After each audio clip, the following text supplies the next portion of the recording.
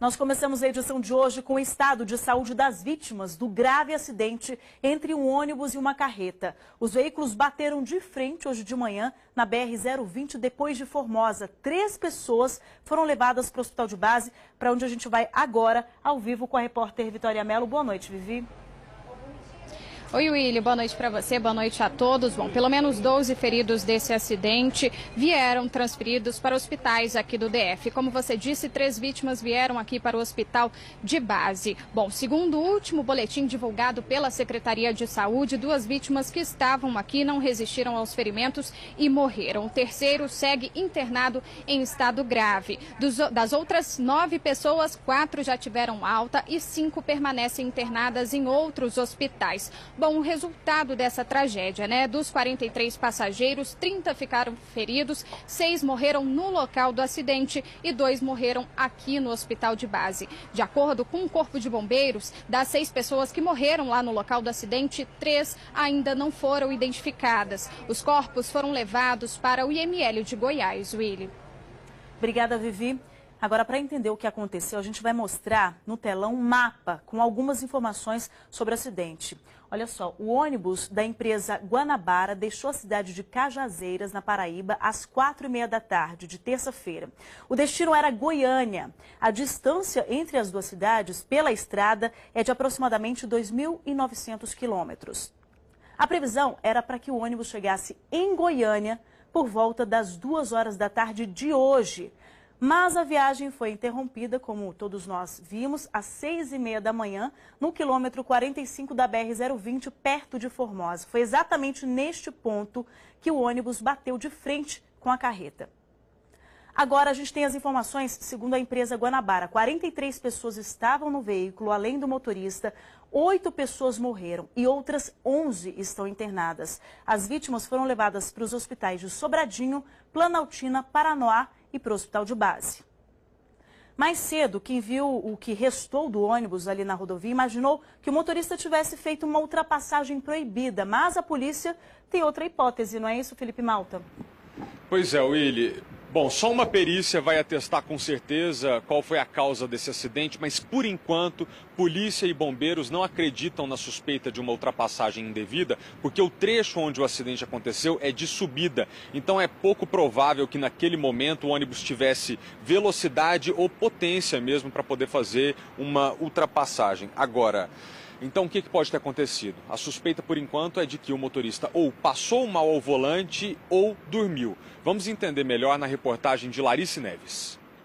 As fotos e vídeos feitos por pessoas que passavam pela região mostram a gravidade do acidente. No local, os bombeiros encontraram um cenário de horror. Ferragens retorcidas, objetos pessoais espalhados pela pista e muita gente ferida. O socorro veio do alto, de helicóptero. Várias ambulâncias também foram deslocadas para cá. Equipes de Brasília e de Goiás se revezaram no atendimento. As vítimas que foram transportadas foram de helicóptero, em 2 helicópteros do Corpo de Bombeiros Militar do Distrito Federal e um da Polícia Civil do Distrito Federal, gentilmente cedido para o socorro. E essas vítimas estavam graves, estavam precisando de ventilação mecânica e algumas delas estavam inconscientes. Segundo a Polícia Rodoviária Federal, o motorista do ônibus invadiu a pista contrária. Há 2 possibilidades, que ele dormiu ao volante ou que passou mal. O condutor da primeira carreta ainda tentou desviar. Por isso, apenas a lateral esquerda foi atingida. As primeiras poltronas foram destruídas. A maior parte das vítimas estava aqui. Depois da primeira batida, a carreta rodou e atingiu uma outra que vinha logo atrás. Pessoas ficaram presas às ferragens. Algumas foram jogadas para fora dos veículos. 6 vítimas morreram no local. Entre elas, o motorista do ônibus, Edson Lima, de 47 anos. Os bombeiros também confirmaram uma criança de 1 ano e 4 meses entre os mortos. Representantes da empresa foram ao local do acidente pouco depois. Contaram que 5 quilômetros à frente, o ônibus faria uma parada e outro motorista iria assumir o volante. Tem outro ônibus já para poder dar socorro, seguir viagem com esses clientes.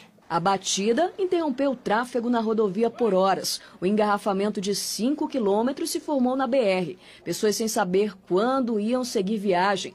Essa enfermeira seguia para Barreiras, na Bahia, ia pegar um paciente com problemas cardíacos. A gente precisa fazer transporte de paciente e não está conseguindo devido a esse trágico acidente que teve aí.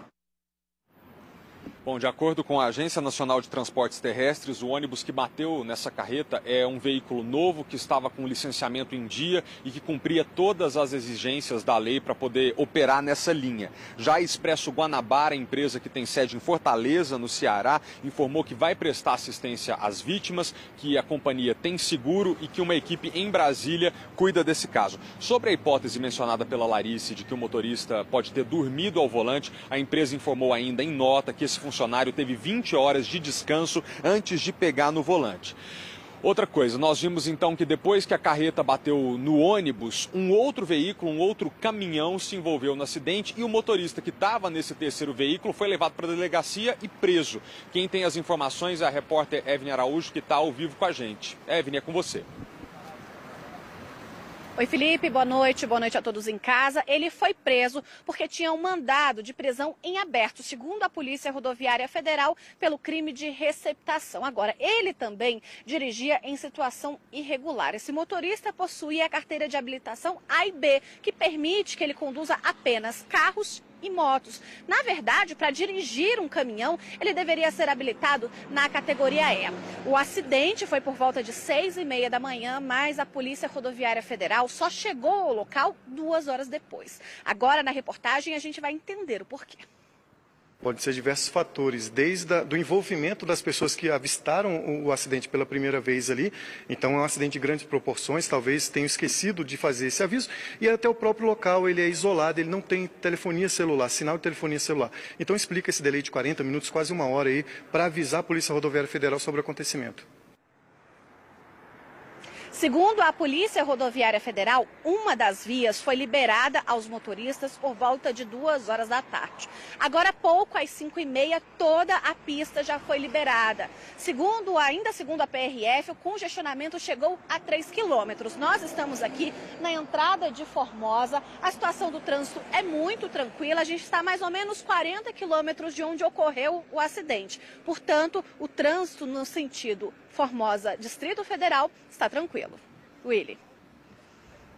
Vini, obrigado pelas informações. Olha só, os corpos das 6 pessoas que morreram na hora ali nesse ponto da BR-020 foram levados para o IML de Formosa. Agora, durante todo o dia, famílias passaram horas e horas desesperadas, sem saber onde estavam os familiares, se estavam vivos, se estavam mortos. Nessa edição, daqui a pouco, a gente vai ouvir o depoimento de uma dessas famílias que passou horas de angústia, até tem informações sobre os familiares, e também o que diz a pessoa da família do motorista, que estava no ônibus e que diz que ele era bastante experiente e cuidadoso. Isso daqui a pouquinho, Willy. É com você.